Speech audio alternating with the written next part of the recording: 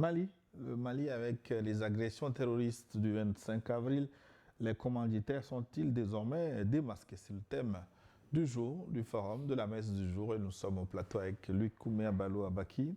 Il est journaliste écrivain en compagnie de Anani Sossou. Il est consultant en communication politique. Merci, chers amis, d'être là pour la seconde partie que nous faisons avec les téléspectateurs. Je vais relayer leurs contributions et ensemble, nous allons les commenter. Et tout de suite, je voudrais vous dire ce que Koulibaly Assitane Fofana nous a envoyé. Bonjour, mon frère Gilles, Luc Abaki et Sossou Anani. Le gouvernement malien a la balle dans son camp. Le peuple a fait de son mieux. On demande au gouvernement malien de faire le nettoyage. Un pouvoir militaire ne doit pas être comme un pouvoir civil. Si tu rates ton ennemi, il ne te ratera pas. Il doit faire comme le Burkina Faso. Ils ont tout le soutien du peuple. Bonne journée et bon dimanche à nous tous. Madame Koulibaly Assitane, une Malienne depuis le Luxembourg. Ah oui, intéressant. Isaka maintenant, depuis Paris. Un grand merci pour votre soutien au réveil des consciences africaines. Malheureusement, sur ce sujet, il y aura toujours certains Africains qui refusent de croire et qui cherchent constamment des arguments pour dire que c'est faux, malgré le fait que même des Blancs reconnaissent et confirment cette vérité. À mon avis, l'homme noir est profondément traumatisé. Maintenant, Judicaël Savadogo, en service à Kaya, au Burkina Faso. Mon bonjour à Luc Abaki, le futur Baobab, pour lequel j'ai beaucoup d'admiration. Mon coucou à Nani Sossou, qui est aussi percutant dans ses analyses, comme mon Luc. Mon ambassadeur doit se réjouir parce qu'il y a déjà la relève. Sans oublier, vous, Gilles, l'intrépide modérateur. Gilles, je regarde toujours ton interview avec le camarade président Ibrahim Traoré. Merci. Ils ont peaufiné leur plan en oubliant que les Maliens, en compagnie des FAMA, sont devenus une et une seule. Je me demande comment peuvent-ils croire un instant que cela était possible. Ils ont trouvé une occasion, ils n'ont pas réfléchi. C'est comme certains animaux. Quand ils voient la proie, ne réfléchissent plus. Pensez-vous qu'avec 12 000 hommes, vous pouvez prendre le Mali? C'est être un parano. Quand on parle de l'Union avec le FLA, c'est un regroupement des anciens terroristes. Je souhaite que l'on publie officiellement les bourreaux. Je comprends maintenant pourquoi le soutien otanien à l'Ukraine, c'était pour transférer les armes à des mercenaires zombies pour nous déstabiliser. Comme il est difficile de le faire directement, les Africains qui s'agitent pour les soutenir, sachez qu'ils vont vous utiliser après vous avoir attaqué. Les ancêtres aussi ne doivent pas dormir, demander des réponses aux complices. Merci pour lever les consciences, abat les personnes qui, dans un angle mort, quelque part au fond là-bas, qui sont les larbins de ceux qui veulent nous recoloniser, à bas les dirigeants africains qui protègent les intérêts des Occidentaux, en avant pour la déconstruction mentale, en avant pour la décolonisation mentale. Pourriez-vous ajouter seulement 30 minutes à la seconde partie? L'information sera relayée. Au-delà de tout, les trois interventions, beaucoup ont mis en avant le rôle de la population et ce qui s'est manifesté le 25 avril à Bamako et ailleurs, le soutien de la population à la transition. Quel est le point de la situation aujourd'hui au Mali, Luc? Non, je pense qu'il y a une mobilisation. Et d'ailleurs, même cette épreuve a encore ressoudé, si vous voulez, l'esprit patriotique. Il y a eu une manifestation, je crois, de hier. Voilà, c'est ça. Je pense qu'ils ont eu une manifestation, même en France. C'était une bonne idée de faire des manifestations. Mais oui, il faut exprimer. C'est l'expression de l'état d'esprit du citoyen. Vous voyez. Donc, je pense qu'il y a eu une intervenante qui a exhorté les dirigeants maliens à se montrer plus rigoureux. Oui, ils ont sans doute été blessés. Je pense que ces genres d'épreuves permettent de sécréter de nouvelles recettes pour la bonne gouvernance justement de ce pays-là. Et je salue l'action judiciaire qui est menée et qui est en train de permet de démanteler le réseau, dont des poids lourds du monde politique. Mais je suis choqué de constater que des acteurs politiques qui sont en principe, c'est de sorte ce dont je parlais, cette histoire d'intellectuels, Les gens confondent le diplôme avec l'intellectualité. Tu ne peux pas être un avocat et un homme politique qui est donc censé avoir une vision pour le pays et rentrer dans la compromission au point d'être de connivence avec des terroristes pour agresser ton pays.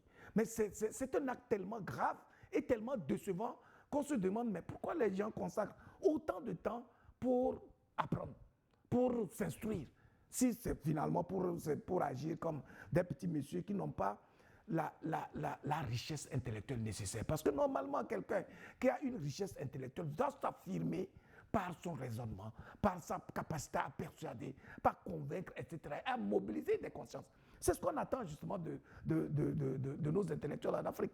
Mais ce qu'on est en train de voir au Mali, où il apparaît évident que des acteurs politiques, parce qu'ils n'ont plus l'occasion de déverser leur bile à la place publique à travers les partis politiques, ils décident justement d'opérer avec des terroristes pour justement détruire leur pays. C'est dommage. Donc je pense que c'est un travail qui est tout à fait remarquable, c'est-à-dire que le citoyen malien a compris qu'il y a un travail qu'il doit faire en ce qui le concerne pour contribuer à la construction de cette nation-là. Et ça va mettre à l'actif des dirigeants qui ont su instaurer un nouveau narratif, une nouvelle conscience nationale.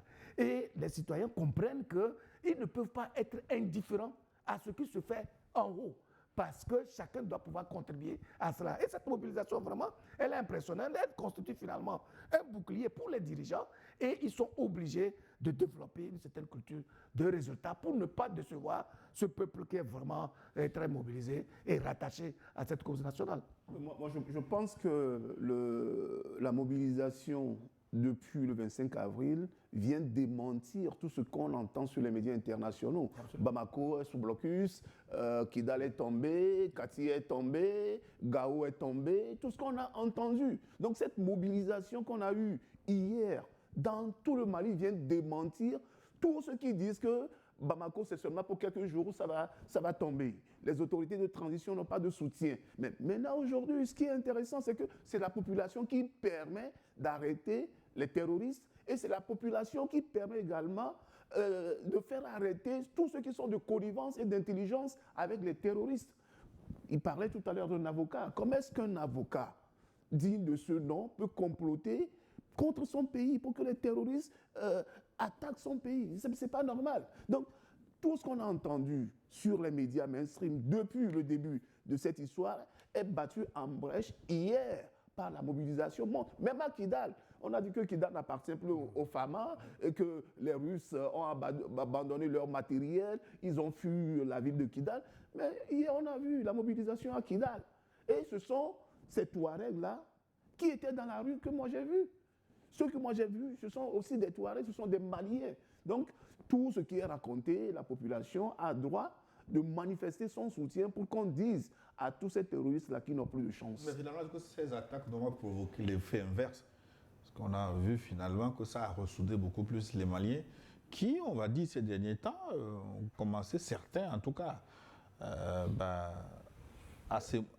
dont les ardeurs ont commencé par s'émousser. Rappelez-vous, en janvier, c'était 2022 ou 2023, quand il y a les sanctions contre le Mali, vous avez vu combien de millions de personnes étaient descendues dans la rue pour soutenir les autorités maliennes. C'est ce que les gens ne comprennent pas. C'est-à-dire qu'à force d'être aussi pernicieux et de poser des actes ignobles, parce que vous avez une haine contre des dirigeants, ou vous avez envie, c'est-à-dire que vous vous sentez agressé, ou je veux dire, c'est comme si on vous a offensé, et donc vous personnalisez le problème au point de commencer à ne plus raisonner. Les Maliens sont descendus. Je mets au défi quelques dirigeants en Afrique de mobiliser autant de personnes dans une situation de crise pour justement montrer son aura. C'est pour dire que quand il y a des épreuves comme ça... Ça veut dire aussi que la population ne panique pas du tout. Hein. Mais elle comprend l'enjeu. Voilà. Et puis les gens oublient, le Mali ne date pas d'hier. C'est un peuple séculaire, c'est une civilisation. Alors, les héritiers de cette civilisation, c'est pour ça que je dis qu'aucun peuple ne peut évoluer sans reposer justement sa vision, sa philosophie sur toutes les recettes qui ont déjà été générées et qui définissent justement le mode de vie de cette population-là. Le Mali, c'est un pays de référence qui a une très longue histoire, une très longue civilisation de résilience. Et donc aujourd'hui, cette population-là, les dirigeants sont venus attiser cela, réactiver ce réflexe de grandeur, de noblesse au sein de cette masse populaire. Et donc ça fait qu'aujourd'hui, c'est la population même qui fait l'essentiel du travail en ce qui concerne la vigilance et puis tout le travail qu'il faut pour que les gens sachent que le peuple malien est fier d'appartenir à ce territoire-là et d'avoir des dirigeants qu'ils ont. Mais c'est ça qu'il faut, c'est le secret là que beaucoup de dirigeants n'ont pas et donc qui se rattachent malheureusement à des puissances impérialistes pensant qu'ils tiendront leur légitimité de là-bas. Mais c'est quand même incroyable. Le message de Senkatse, c'est à la frontière Togo-Burkina. Yentema Anro, bonjour Niwon. Les commanditaires sont connus. Pour lui, c'est la France, l'Ukraine. Les médias l'ont confirmé. Leur objectif est clair, recoloniser l'Afrique. Nous invitons les autres Africains à se réveiller afin qu'on se mette ensemble pour mettre fin à leurs objectifs ignobles. Signé Anro Yentema depuis Senkatse. Un message du Mali maintenant. Annie Sogoma. Oui, ça veut dire bonjour en bambara. New World, mes cordiales salutations et remerciements à toute l'équipe et principalement au doyen l'ambassadeur qui n'est pas là aujourd'hui et qui fait de sa vie un sacerdoce au service de l'éveil du peuple noir. Merci, on le salue où il se trouve actuellement et qu'il soit béni. Maître Muntagatal qui a été arrêté, l'avocat qui représente les généraux, arrêté pour tentative de coup d'État. Et un homme politique originaire de la région de Ségou, mais paradoxalement, c'est le politicien le plus détesté à Ségou. En 2023, déjà, les sages de Ségou, dans une sortie, le mettaient en garde et lui demandaient de se retirer de cette opposition politique face à la transition malienne, de peur d'être frappé par la malédiction de sa terre natale. Mais hélas, comme on le dit chez nous, si un coq n'a plus envie de vivre, il se met à vendre des couteaux. Moi, qui va servir à l'égorger. Moi, j'ai une seule question pour Maître Muntagatal. Pourquoi et pour quelle motivation on peut faire ça à son pays et de surcroît un pays qu'on aspire gouverner un jour. Mais je précise que le barreau des avocats maliens a sorti un communiqué pour dénoncer cette arrestation. Si les faits sont si clairs, pourquoi le barreau s'en mêle? Non, le barreau l'a sorti avant qu'il y ait tous les éléments là de témoignage qui sont en train d'être déversés à la place publique. Et donc, mais voyez, le barreau aurait dû attendre ces éléments avant de prendre le communiqué pour dénoncer la solidarité. C'est pas solidarité, on s'est dit, bon, on comprend votre frère. Au terrorisme, finalement? Non, à leur confrère. Vous voyez? S'il est avéré que leur confrère s'est trempé dans des histoires. Non, c'est-à-dire, en fait, on dit qu'il a été enlevé. Vous voyez, ça veut dire que les circonstances dans lesquelles on a mis la main sur lui étaient pour eux contestables. Et donc, on oublie qu'on est dans un contexte de guerre. Voilà. Et dans un contexte de guerre, on n'est pas obligé vraiment d'être procédurier, puisque justement, il s'agit d'une agression qui entame justement la vie d'un État entier. Mais vous voyez, cela pose fondamentalement la perception que nous avons du pouvoir. Parce que normalement, un avocat comme celui-là, qui a un très bon profil, il a été même ancien ministre, etc., qui a une personnalité forte quand même, quand on le voit, il a de l'allure, etc. Mais alors, s'il est capable, en tout cas c'est vrai, il y a la présomption d'innocence, mais là, en tout cas, on parle sur la base des témoignages qui ont été portés clairement. Il est capable, du haut de là où il est, de rentrer en connivence et en intelligence avec des terroristes, c'est-à-dire des gens qui ne réfléchissent pas, qui n'ont de vie, en tout cas, dont la vie n'a de sens qu'en tuant les autres, tout simplement. S'il peut rentrer dans ça juste parce qu'il vise le pouvoir, simplement parce qu'il pense que le pouvoir est une fin en soi. Et ça, c'est très malheureux. C'est d'ailleurs ce qui fait que beaucoup de dirigeants en Afrique ne comprennent pas leur mission. C'est un sacerdoce, à vrai dire. C'est servir la cause commune. Donc, c'est un sacrifice, normalement. Et donc, il ne peut pas, parce qu'il a un problème de vente, il a besoin d'être appelé président ou je ne sais pas quoi, il va rentrer dans... Mais c'est-à-dire que c'est un acte tellement grave qui jette l'opprobre sur l'intelligentsia africaine. Oui, mais il faut voir, hein, je donne toujours l'exemple de la France ou bien de la Belgique. Lorsqu'il y avait eu les attentats de Zaventem à l'aéroport, lorsqu'il y avait eu les attentats du métro de Bruxelles, mais la police et la justice n'ont pas été procéduriers pour arrêter tous ceux qui, de près ou de loin, sont mêlés à cette histoire. Parce que là, on est en période de guerre, comme dit Luc, on est en période de guerre. Donc, les éléments nouveaux aujourd'hui prouvent l'intelligence de Maître Mutangatal avec les terroristes. Pourquoi alors lui envoyer une convocation pour qu'il attende 3-4 jours et s'il disparaît? Non, on est en période de guerre. Avec ici. ses amis terroristes. Oui, s'il disparaît. Donc ici, quand la France a été attaquée, tous ceux qui de près ou de loin sont mêlés aux attentats de Charlie Hebdo ou bien du métro de Bruxelles, ils ont tous été arrêtés d'abord. Ils ont tous été arrêtés, interrogés avant d'avoir les services même de leurs avocats. C'est le même cas qui est présent ici. Merci. Anani Sossou. Ah ben, bon, Luc, ce que vous ne savez pas, est-ce que vous savez que j'aurais pu me faire appeler aisément Anani Sossou? Ah bon? Ah oui. C'est une révélation. Ah bon?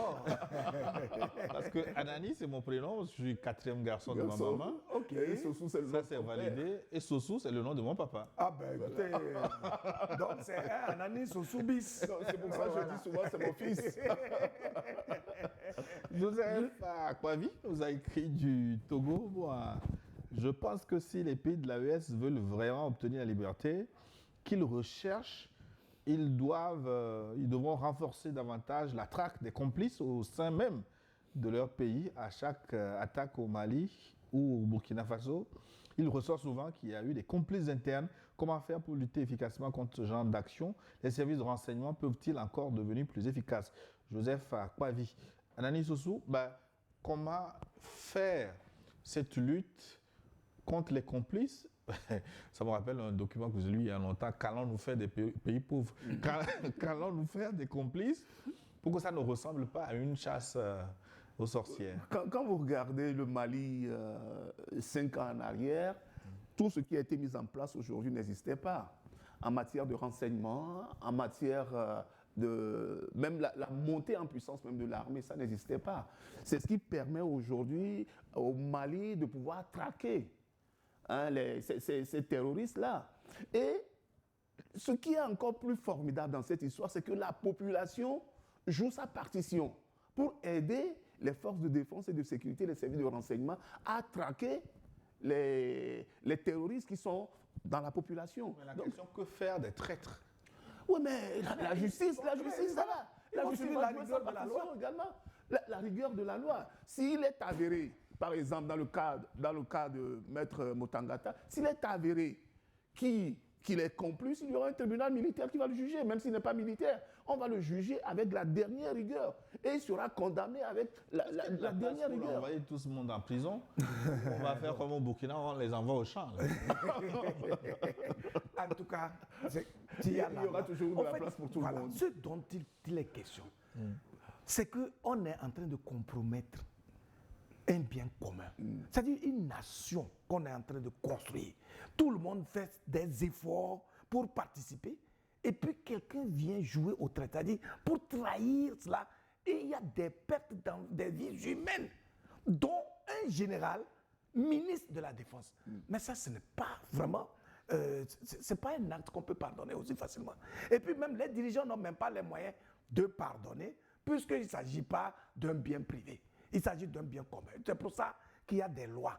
Il y a toute une procédure pour cela.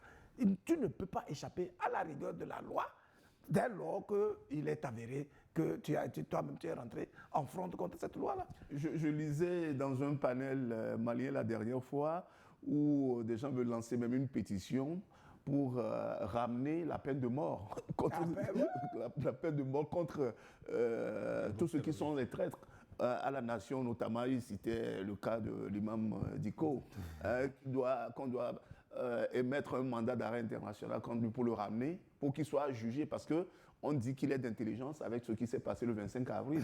Donc les gens, les Maliens même sur leur panel, veulent faire revenir la peine de mort contre ces personnes. Donc, au cas où il n'y a pas de place dans les prisons...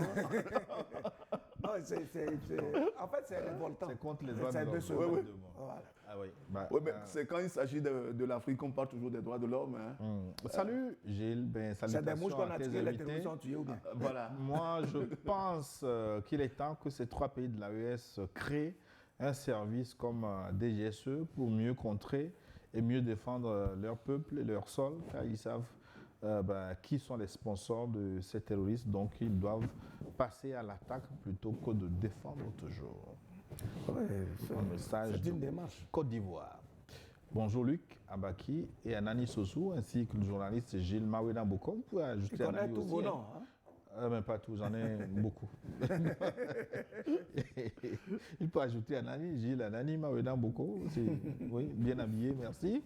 Les commanditaires démasqués, c'est normal qu'ils soient démasqués parce que le karma est en train de faire son travail. Le général Abdourahmane Tiani avait prédit la situation, qu'il y aura des attaques pour balkaniser le Mali en 4 IRA.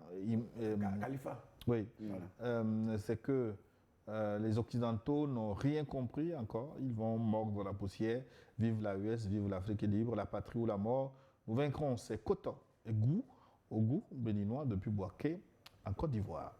Un autre message de la Côte d'Ivoire, c'est Bamba Yakuba. Bonsoir le forum, je suis donc Bamba Yakuba depuis Abidjan, Koumassi.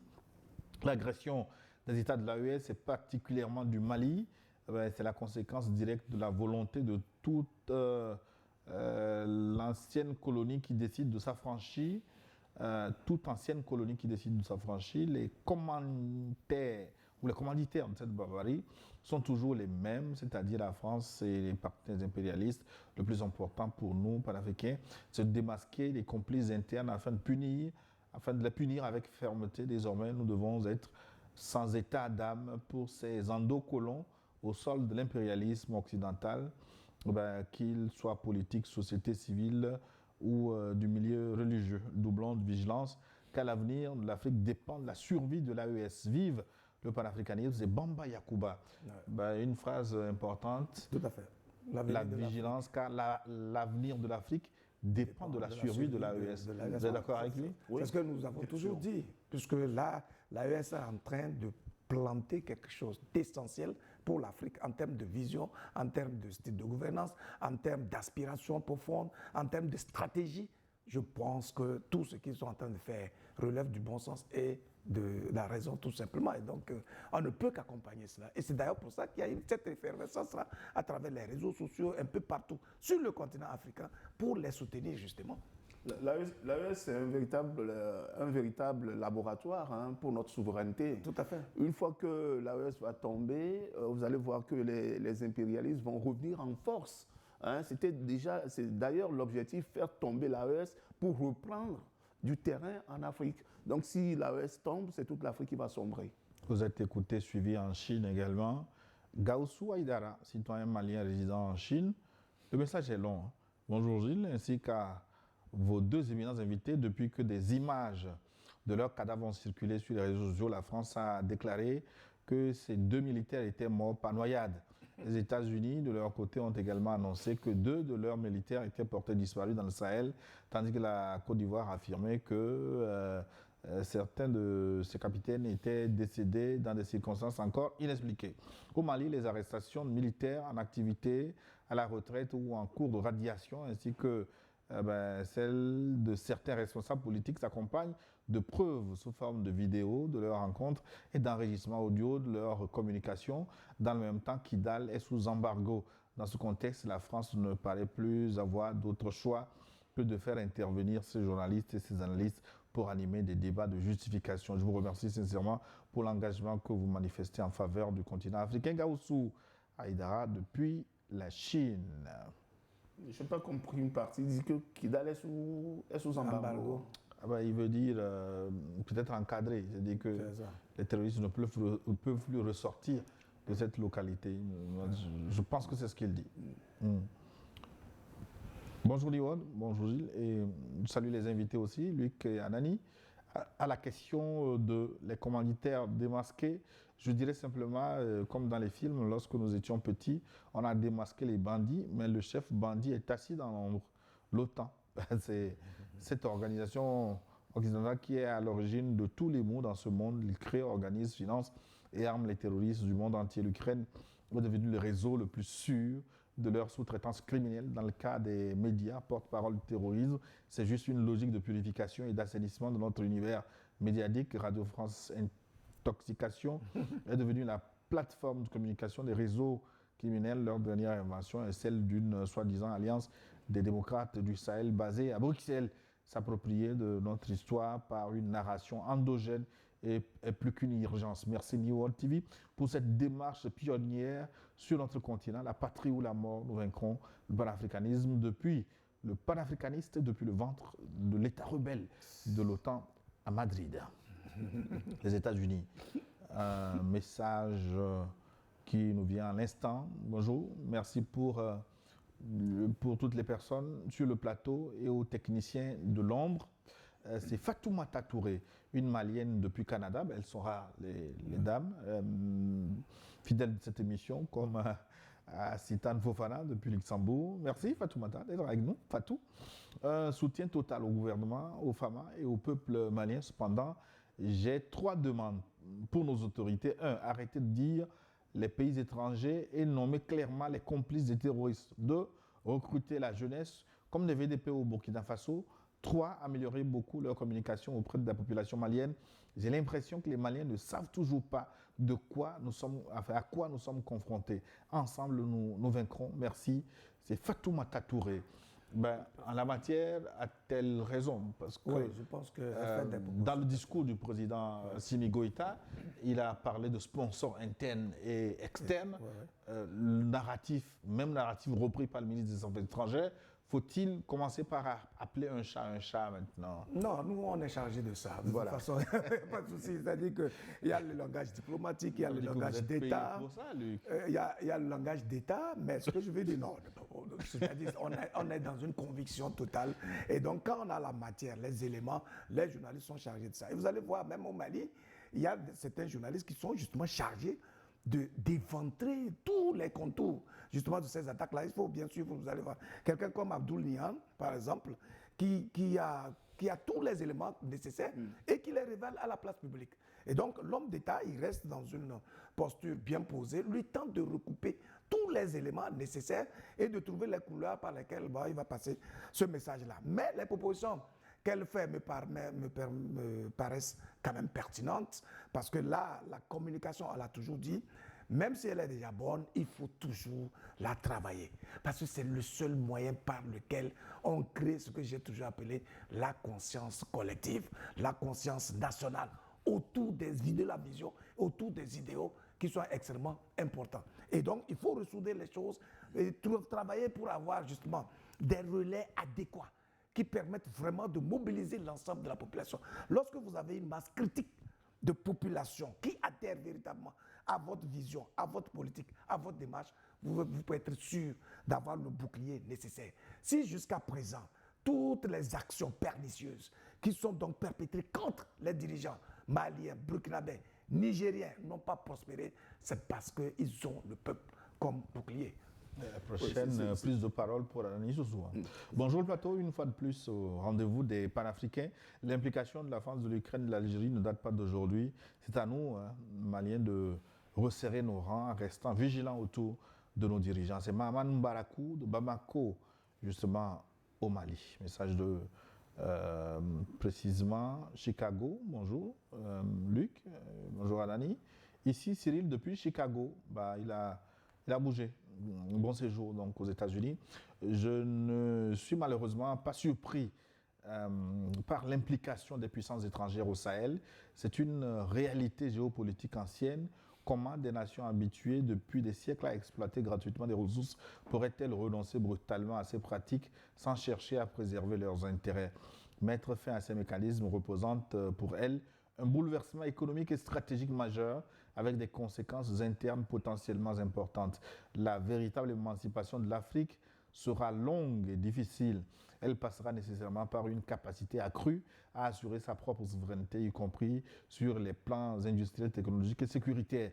Sans cela, le continent restera exposé à des formes de déstabilisation de plus en plus fortes Soyons lucides, nous ne sommes qu'au début d'un profond changement d'équilibre, mais la grande force de l'Afrique aujourd'hui réside dans l'éveil des consciences de ses filles et de ses fils, de plus en plus nombreux à percevoir les enjeux et les dangers auxquels le continent est confronté. Bon dimanche à vous et bien à vous. C'est Cyril. Il a évoqué une autre dimension de la lutte. Nani Sossou, est-ce qu'il n'est pas très important de relayer ce message? Parce que beaucoup, parfois, on a l'impression qu'ils sont pressés, impatients et demandent des résultats. L'AES, où est-elle? Que font les militaires au pouvoir? Alors que cette lutte, comme il l'a souligné Cyril, peut-être que c'est une lutte de longue haleine et les fruits peut-être tarderont à tomber parce que les persécutions sont multiples et complexes. Et effectivement, il ne faut pas oublier ce paramètre que les États du Sahel luttent à la fois contre, pas seulement la France, mais contre l'OTAN. Puisque n'oubliez pas que les Américains aussi avaient été chassés du Sahel. Donc, ils ont toujours l'ambition de revenir prendre leur part du gâteau. Les Français, ils sont toujours. Mais ce qui est extraordinaire, et que je dis toujours, c'est que on est dans une certaine dimension aujourd'hui où l'Africain a compris que son salut ne viendra que de lui-même. Et c'est ça qui fait la force de l'AES aujourd'hui. Donc, ils savent que ce sera un travail de longue haleine. Ils savent que ce n'est pas seulement du jour au lendemain qu'on va mettre un terme au terrorisme, étant donné que les sponsors sont là. Et les sponsors ne vont pas démissionner du jour au lendemain pour dire ben non, voilà, on vous laisse tranquille. Si Les détracteurs des pays de l'AES, souvent les questions qu'ils relaient, c'est le manque de résultats dans certains pays. Oui, mais qui a pu combattre le terrorisme avec succès dans ce monde? Même la grande puissance américaine n'a pas su combattre le terrorisme en Afghanistan, en Irak et autres. Donc, ce n'est pas aux pays africains qui ont commencé à se réveiller qu'on va dire que non, il faut mettre un terme. Oui, qu'il faut mettre un terme au terrorisme dans 2, dans 3 mois, dans 4, dans 5 ans. C'est un travail de longue haleine et c'est un travail au quotidien qui est mené.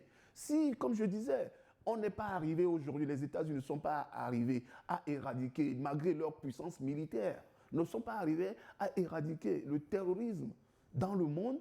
Ce n'est pas l'Afrique, ce n'est pas au pays sahélien qu'on va dire, mais voilà. Et ceux qui disent ça, ceux qui disent aujourd'hui que ce sont des pays qui sont en échec, ce sont des gens qui jouent un rôle qui est bien connu. Et ce rôle-là, ils jouent ce rôle, ce sont les trolls. Ils jouent ce rôle en faveur des puissances impérialistes. Et même, il semble que des gens même sont payés pour faire ces narratifs-là, pour dire ces narratifs sur les médias. Donc, qu'on laisse l'AES aller au bout de sa logique. Et moi, je suis persuadé que tôt ou tard, ils arriveront à mettre un terme au terrorisme. Non, on parle de quel résultat? Attendez, moi, je ne sais pas quand les gens sautent, ils font du coq à l'âne, etc. Prenons le cas de résultats, les gens parlent d'élections. Allons doucement. Prenons le cas du Burkina Faso. Élection. Du temps de Roch Christian Kaboré, plus de 70% du territoire burkinabé était entre les mains des terroristes. Insécurité par-ci, et ce n'était pas ça seulement. Les problèmes sociaux liés à des grèves, à des manifestations, etc., étaient persistants. Aujourd'hui, et le Burkina Faso à l'époque n'avait pratiquement pas d'armée, puisqu'on les tuait comme des mouches à des niveaux partout. Aujourd'hui, on constate que le Burkina Faso dispose, d'une armée, s'équipe chaque jour un peu plus, et s'organise pour traquer les terroristes au point où on ne parle plus de sanctuaires terroristes sur ce territoire, tout comme au Mali, tout comme au Niger. Il faut bien voir les choses. Ensuite, même les salaires, le traitement des salaires des fonctionnaires, que ce soit au Mali, au Burkina ou au Niger. Au Niger même, on a baissé drastiquement les coûts des produits de première nécessité. Au Mali, on a recruté, l'État avait mis même jusqu'à 200 milliards pour renforcer justement le traitement des fonctionnaires en 2022. Au Burkina Faso, les étudiants ont au moins 100 000 francs par mois pour justement étudier. On fait des recherches, des équipements, etc. On parle de quels résultats? Avant ça, qu'est-ce que ce pays-là avait? Donc je pense que c'est des esprits, c'est des arguments un peu trop courts, liés au fait que les gens ne suivent pas au jour le jour les pas décisifs que ces pays-là sont en train de poser. Et puis ensuite, quand on est de mauvaise foi, on l'est vraiment. Parce que, quelles que soient les réalisations, on ne voit pas ça. On parle des élections. Vous avez fait allusion aux élections. Mais oui. Mais avant, justement, l'arrivée de ces présidents-là, ces pays-là ont toujours connu les élections. Mais quels étaient les résultats? Ceux-là qui ont été élus, ils ont foutu quoi? Ils ont servi à quoi? Mais lorsque vous êtes élu et vous êtes parrainé par les puissances impérialistes, est-ce que vous avez une marge pour construire votre pays? Et donc, moi, je pense que c'est de la mauvaise foi, tout simplement. Et il faut comprendre, comme vous l'avez dit, c'est une lutte de longue haleine, tout simplement parce que le chantier consiste à reconfigurer le mental du citoyen du Sahel. Et ce n'est pas peu faire. Les gens qui n'ont vu que certaines pratiques, qui n'ont pratiqué que certaines méthodes, vous pensez que du jour au lendemain, vous pouvez les ramener à une vision souverainiste qui va prôner l'indépendance. Et eux-mêmes, ils vont s'affranchir des habitudes. On dit que l'habitude est une seconde nature. Et donc, pour défaire tout cela et avoir forgé des citoyens tout à fait intègres qui adhèrent pleinement à la nouvelle vision, mais c'est toute une école. Ça peut prendre toute une génération. Les révolutions ont été faites à travers le monde et nous le savons. Mais la France, elle a mis combien d'années pour pouvoir avoir sa révolution en 1789? Donc il ne faudrait pas que les gens prennent des raccourcis et qui rendent compte de leur manque de culture intellectuelle pour formuler des critiques plutôt puériles. Mais avant l'arrivée des militaires, c'était des civils qui étaient au pouvoir. Mais c'est ce que nous disons. Que ce soit au Mali, au Niger et au Burkina. Mais quels étaient les résultats en ce moment-là? C'est de ça qu'il s'agit. Les militaires, je crois que c'est Assimi Goïta qui a déjà fait 5 ans. Les autres n'ont même pas encore fait 5 ans. Oui, il n'a même pas encore fait 5 ans. C'est en 2021, véritablement, qu'il a commencé. Quels étaient les résultats avant les militaires?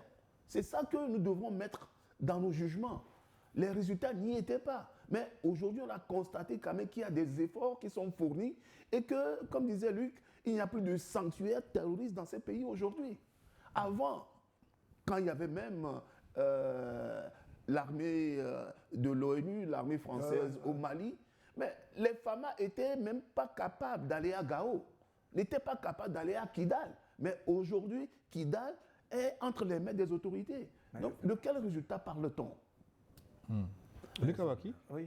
Demain, New World TV lance le compte à rebours J-30 pour la Coupe du Monde FIFA États-Unis 2026. Tout à fait. Dont nous sommes diffuseurs officiels. Hein. Ah oui?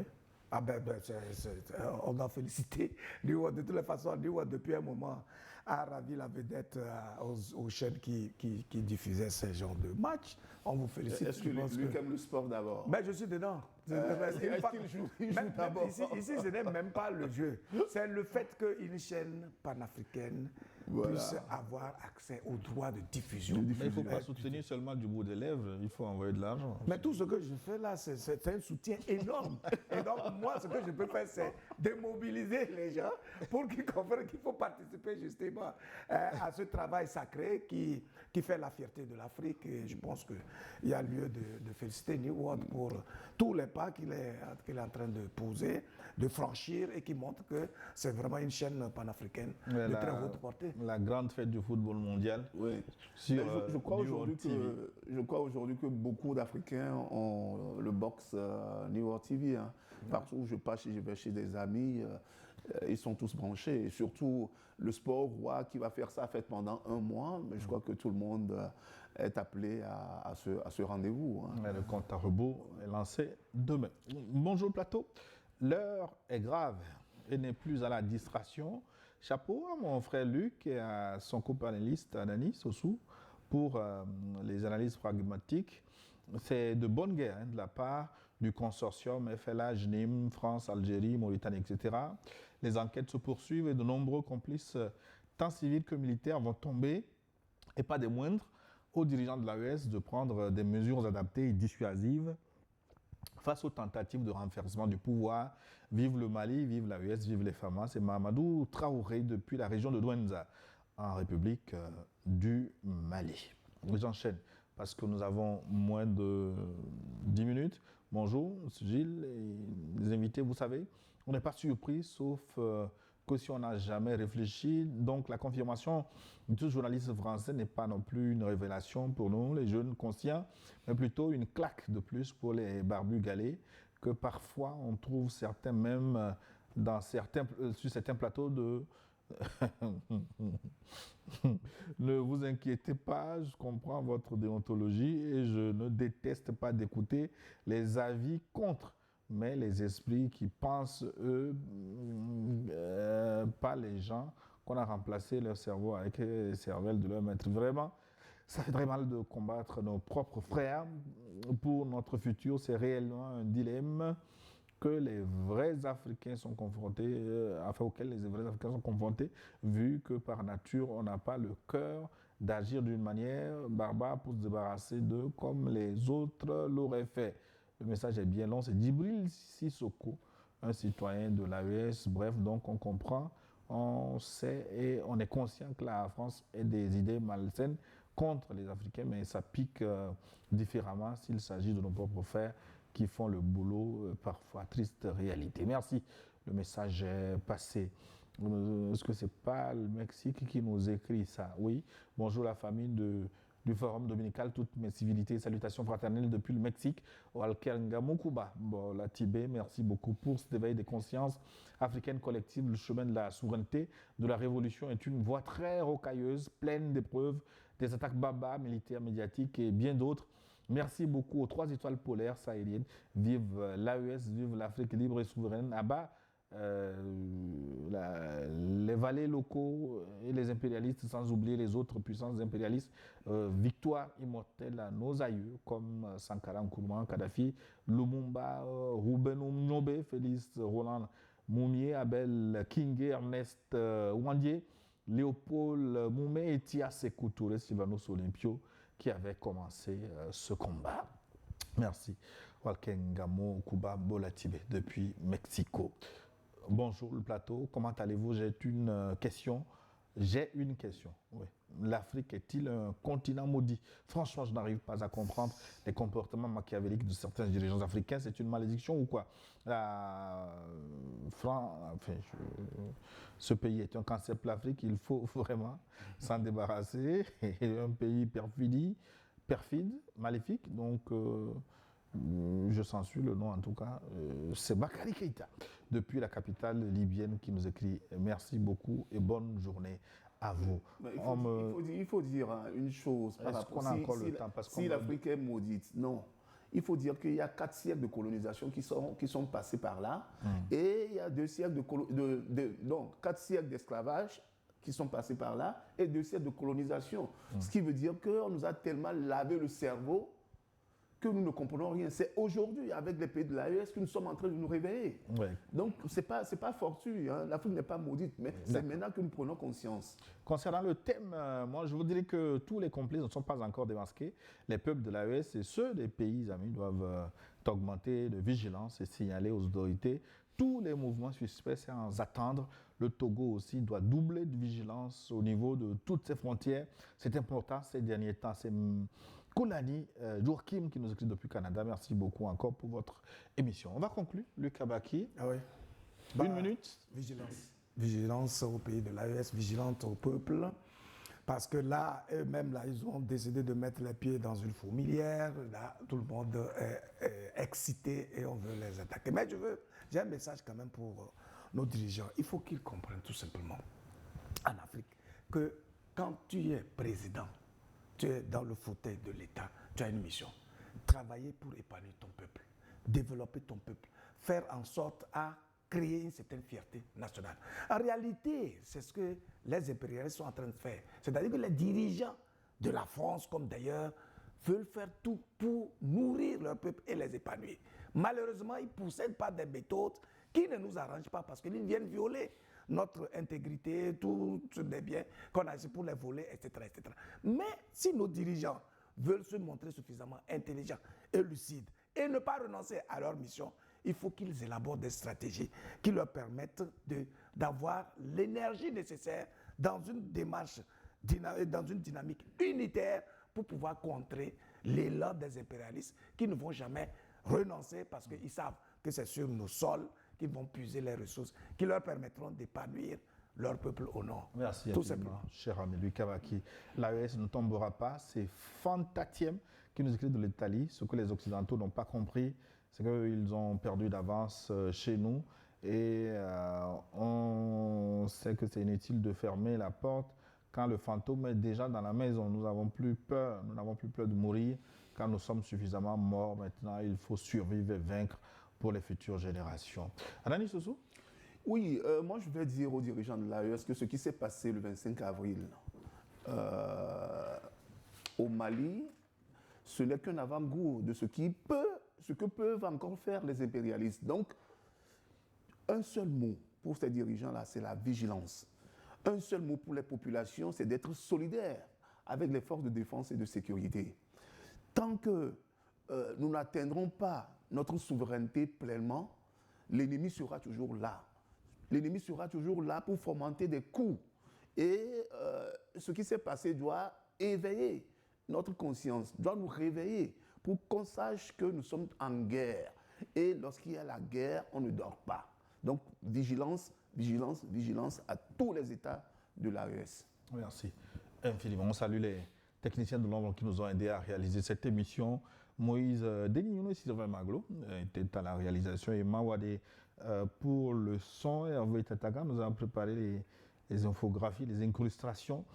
Didier Samon sur les réseaux sociaux et Patrick Kaélé pour la diffusion sur la radio New World FM 90.5. Merci, excellent dimanche à tous. On se retrouve la semaine prochaine.